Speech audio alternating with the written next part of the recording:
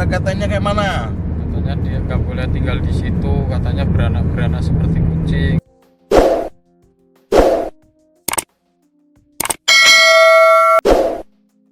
Kasus pembacokan yang menewaskan Alfian, 35, warga Dusun Bulusari Pekon Bulukarto, Kecamatan Gadingrejo, Kabupaten Pringsewu terungkap. Polisi menyebut pelaku yang merupakan adik ipar korban, Adji Dharma Saputra, 28, melakukan penyerangan secara brutal setelah tersulut emosi oleh ucapan korban. Kapolsek Gadingrejo AKP Herman menjelaskan peristiwa bermula ketika pelaku sedang tertidur di rumah. Ia kemudian terbangun karena mendengar suara korban yang marah-marah.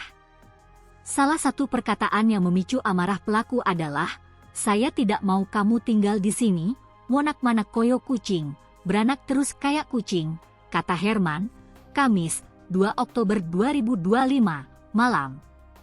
Pelaku mengaku ucapan itu membuatnya marah hingga hilang kendali. Ia langsung mengambil parang dari atas lemari, lalu keluar lewat jendela untuk menyerang korban. Terusnya, dengan membawa parang, pelaku keluar rumah melalui jendela dan langsung menyerang korban.